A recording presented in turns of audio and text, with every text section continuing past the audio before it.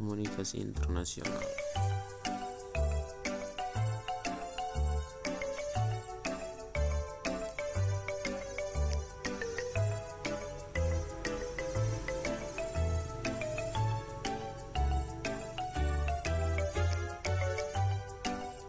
Globalization atau globalisasi.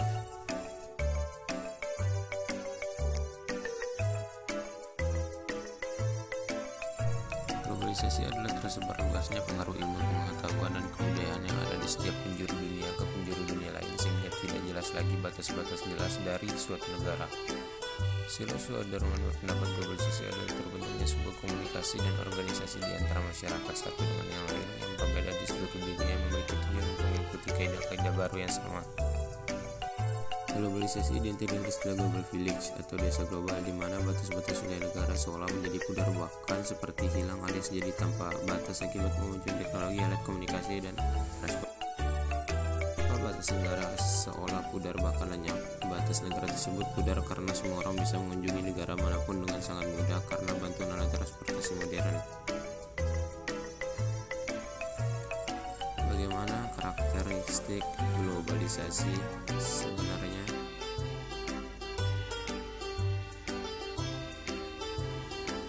Menurut Kohn atau Kennedy, karakteristik globalisasi adalah meningkatkan masalah bersama seperti menyebarkan virus penyakit terbawa dari orang-orang migrasi, hutang luar negeri, dan pola kejahatan internasional. Globalisasinya. Globalisasi memberikan dua dampak bagi kehidupan sosial dan budaya masyarakat. Singkatnya, globalisasi banyak mengubah pola pikir masyarakat yang tadinya tradisional atau kuno akhirnya berkembang menuju modern. Positif dari globalisasi adalah terjadinya perubahan tata nilai dan sikap, berkembang ilmu pengetahuan dan teknologi, tingkat kehidupan yang lebih baik. Sedangkan dampak negatif dari globalisasi adalah pola hidup konsumtif, sikap individualistik, gaya hidup berat-beratan, serta kesenjangan sosial. Konsumerisme yaitu apakah metodologi menjadikan seseorang atau kelompok menggunakan suatu proses konsumsi barang hasil produksi secara berlebihan atau melepas sepantasnya dan melakukan secara sadar dan berkelanjutan. Penyebab utama timbulnya paham konsumerisme adalah keinginan yang lebih besar dibanding dengan kebutuhan. Manusia memiliki keinginan yang tidak terbatas dengan kemampuan yang terbatas. Hal ini membuat manusia selalu ingin memenuhi keinginan meskipun kemampuan untuk memenuhinya terbatas. Perilaku ini membuat manusia tidak akan pernah mencapai kepuasan hingga konsumerisme terjadi secara alami. Tamatnya yang ditawarkan yang diberikan sangat menggiurkan tentunya, mengakibatkan manusia menjadi pecandu dari suatu produk. Ia akan ketergantungan yang tidak dapat atau susah dihilangkan.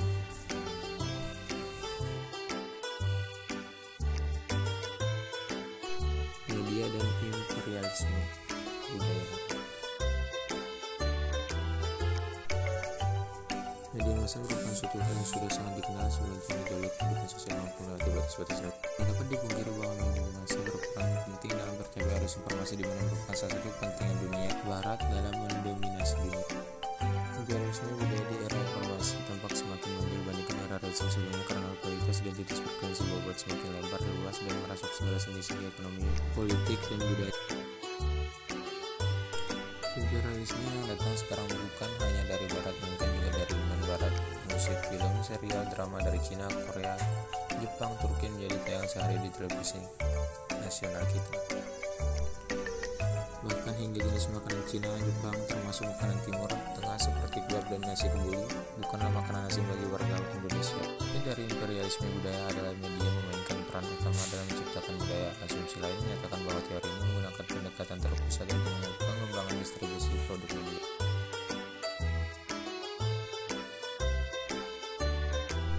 Hal ini berarti semua produk media berasal dari negara-negara senter dan punya motif untuk mendominasi media di negara-negara dominan.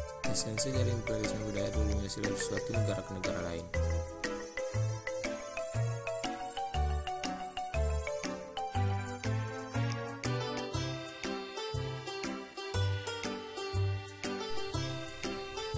Hubungan yang terpisahkan antara budaya dan media massa dijelaskan oleh Tomlinson. Tomlinson menyatakan bahwa hubungan antara budaya dan media massa merupakan hubungan saling mendominasi namun dalam bentuk yang tidak nyata.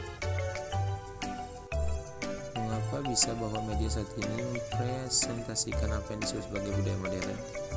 Namun demikian, apa yang dipresentasikan oleh televisi misalnya merupakan gambaran budaya yang berasal dari aktivitas kehidupan sehari-hari seperti makan, belajar, interaksi dalam keluarga, dan sebagainya. Tidak dapat dipungkiri bahwa media massa berperan penting dalam tercapainya arus informasi yang dimana merupakan salah satu kepentingan dunia barat dalam mendominasi dunia. Sekian dan terima kasih.